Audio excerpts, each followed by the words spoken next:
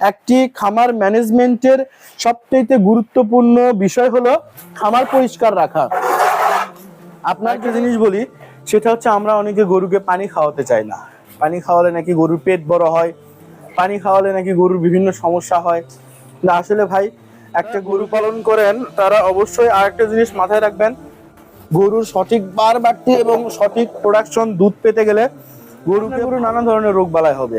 আপনার গরু ভ্যাকসিন করা না থাকলে এলএসজিতে এফএমবিতে আক্রান্ত হতে পারে। আপনার গরু যদি কৃমি ডোজ না করা থাকে আপনার গরুর লিভারের সমস্যা হতে পারে, চোখ দিয়ে পানি ঝরতে পারে, চামড়াগুলো উস্কো খুস্কো ফ্যাকাশে হতে পারে। তা আপনি এই সমস্যাগুলো থেকে বাঁচতে হলে খামার ম্যানেজমেন্ট আগে ঠিক করতে হবে। খামার ম্যানেজমেন্ট ঠিক, আপনার সব ঠিক, আপনি প্রফিট করবেনই, মিস নাই। খামার ম্যানেজমেন্ট ঠিক থাকলে আপনি প্রফিট করবেনই, কোনো মিস নাই। আসসালামু আলাইকুম সুপ্রিয় দর্শক মণ্ডলী, আবারও না দেখলে নাই, খামার ম্যানেজমেন্ট সঠিকভাবে সারা বাংলাদেশের প্রতিটা গরু পালনকারীর চাই। তো আজকে আমি কথা বলবো খামার ম্যানেজমেন্ট বা খামার পরিচালনা সম্পর্কে, অর্থাৎ যারা গরু পালন করে 2টি 4টি 5টি 6টি, তারা কিভাবে খামারটা পরিচালনা করলে রোগবালাই কম হবে, কিভাবে খামারটা পরিচালনা করলে গরুগুলোর দ্রুত রেজাল্ট আসবে, দুধের গরু হলে কিভাবে দুধ বাড়বে, ফ্যাটেনিং এর গরু হলে কিভাবে তারা দ্রুত মোটা তাজা করতে পারবে। তো এইটা পুরোটাই ডিপেন্ড করে একটা খামার ম্যানেজমেন্টের উপরে। খামার ম্যানেজমেন্ট খুবই খুবই গুরুত্বপূর্ণ একটা অংশ গরু পালনের ক্ষেত্রে। তো আসুন ভিডিওটা স্কিপ না করে পুরো ভিডিওটা দেখতে থাকুন, ইনশাল্লাহ আজকে ধীরে ধীরে সব কিছুই জানাবো আপনাদেরকে। আমার চোখের সামনে যে বাচ্চাটি দেখতে পাচ্ছেন, এই বাচ্চাটির বয়স কেবল মাত্র হচ্ছে আপনার 5.5 মাস। তো 5.5 মাসে দেখতে পাচ্ছেন আমার প্রায় নাভি থেকে উপরে বুকের নিচ পর্যন্ত হাইট হয়ে গেছে। এই বাচ্চাটি আমার আমেরিকান ডেইরি লিমিটেডের আমার নিজের হাতে কৃত্রিম প্রজনন করা একটি বাচ্চা।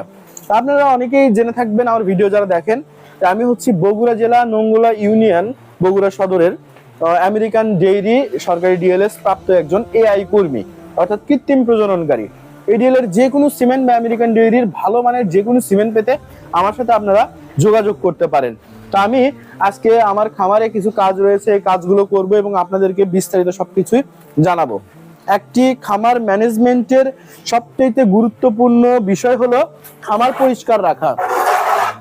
আপনার যদি খামার যদি পরিষ্কার পরিচ্ছন্ন না থাকে তাহলে সেই খামারের রোগ জীবাণু বেশি হবে। আপনার খামার যদি পরিষ্কার থাকে সেক্ষেত্রে খামারে রোগ বালাই বা রোগ জীবাণু কম হবে। আপনার খামার পরিষ্কার বলতে বায়োসিকিউরিটি মেনটেন, আমাদের বই খাতায় ভাষায় যেটা বলা হয়, আপনার খামারের আশেপাশে বায়োসিকিউরিটি মেনটেন করতে হবে। বায়োসিকিউরিটি যদি ভালো মতো মেনটেন করতে পারেন তাহলে সেই খামারে রোগ প্রতিরোধ ক্ষমতা অটোমেটিক্যালি সব গরুর ভিতরে চলে যায়। আপনার খামারের আশেপাশে ময়লা বা জঙ্গল থাকলে সেটা পরিষ্কার করতে হবে। প্রথম শর্ত হচ্ছে আপনার পরিষ্কার পরিচ্ছন্ন রাখতেই হবে। তো এটা করতে গেলে আপনারা কিভাবে পরিষ্কার পরিচ্ছন্ন করতে পারবেন সবকিছু বিস্তারিত জানাচ্ছি আমি।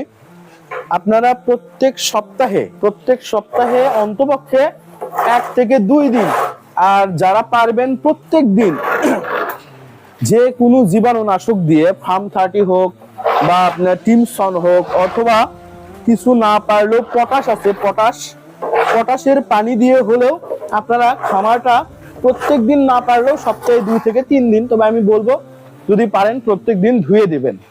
তাহলে সেক্ষেত্রে খামারের যে ফ্লোরটা রয়েছে অর্থাৎ মেঝেটা রয়েছে, এই মেঝে থেকে যে জীবাণুগুলো উঠে গরুর শরীরে, এগুলো উঠতে পারবে না। এটা হচ্ছে প্রথম কথা। দ্বিতীয় কথা হচ্ছে আপনার খামারে যখন আপনার গরুগুলো অপরিষ্কার থাকবে, যখন গরুগুলোর গা মাখা থাকবে, গরুগুলোর শরীর মাখা থাকবে, গরুগুলো অপরিষ্কার থাকবে, তখন কিন্তু রোগবালাই হওয়ার একটা প্রবণতা বেশি থাকে। তা আমরা প্রত্যেকদিন চেষ্টা করব গরুগুলোকে প্রতিনিয়ত গোসল করাতে। প্রতিনিয়ত যদি আমরা গোসল করাতে পারি সেই গরু থেকে রোগবালাইও কম হবে এবং ভালো একটা রেজাল্ট পাবো আমরা। আপনি নিজে একটা চিন্তা করে দেখুন, আপনি একটা মানুষ, আপনি যদি প্রত্যেকদিন গোসল না করেন সেই ক্ষেত্রে আপনার কেমন ফিল হবে। তো এরাও তো গরু, এদের শরীরের তাপমাত্রা আমাদের শরীর থেকেও বেশি। তো এদেরকে যদি আপনি প্রত্যেকদিন গোসল না করে দেন, আপনি যদি এদেরকে মানে 2 দিন 4 দিন, আবার এমনও কিছু লোক দেখা যায় যারা 15 দিন 20 দিনে 1 মাস পর পর গোসল করে দেয়। এই ক্ষেত্রে এদের শরীরের কি অবস্থা হবে একবার চিন্তা করেন। যদি নিয়মিত গোসল করান আপনি, ওর গাটা শরীরটা ফুরফুরে থাকবে, রোগবালাই কম হবে, প্রোডাকশন বেশি দেবে। দুধের গাভী হলে দুধ বেশি দিবে, মাংসের গরু হলে মাংস বেশি দিবে। কথা মিলিয়ে নিয়েন। আপনি যদি এরকম না করে থাকেন, প্রত্যেকদিন গোসল করে পরীক্ষা করে দেখেন, রোগ বালাইও কম হবে। আরেকটা জিনিস, খামার ম্যানেজমেন্টের মেইন গুরুত্বপূর্ণ জিনিস এখন বর্তমান সময়ে ল্যাম্পি বা এলএসডি এবং এফএমডি, এই দুইটা হচ্ছে গরুর জন্য মারাত্মক এবং ভয়াবহ রোগ। এই দুইটা রোগের জন্য অবশ্যই নিয়মিত আপনারা ভ্যাকসিনেশন করবেন। এরপরে তৃতীয় কথা হচ্ছে আপনার গরু প্রতি 3 মাস অন্তর অন্তর নিয়মিত কৃমির ডোজটা করাবেন। কৃমির ডোজটা করালে অনেক সময় রোগ বালাই থেকে রক্ষা পাওয়া যায়। আর আপনার খামারে যে আশেপাশটা রয়েছে এগুলো সব সময় পরিষ্কার রাখবেন, তাতে করেও অনেকটা সেফটি পাওয়া যায়, গরুর রোগ বালাই কম হওয়ার একটা প্রবণতা থাকে। এভাবে যদি আপনি একটি খামার পরিচালনা করতে পারেন, তাহলে আশা করা যায় আপনার খামারে লসের হার অনেকাংশেই কমে আসবে। আপনার খামারে লস হবে না বললেই চলে।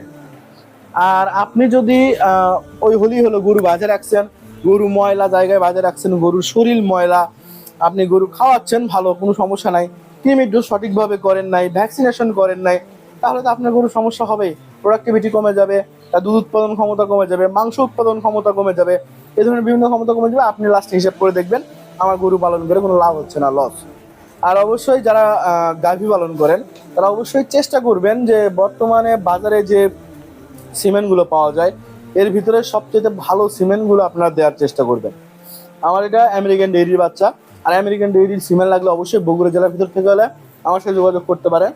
তো একটা গাভী কিন্তু আপনার 9 মাস পালন করতেই হবে, সেক্ষেত্রে ভালো মানের সিমেন্ট দিলে সবচেয়ে ভালো এবং বেটার রেজাল্ট পাবেন, এবং আপনার খামারে দিন দিন উন্নত হবে, জাত উন্নত হবে। তো আমি এখন আমার গরুগুলোকে খাবার দেব।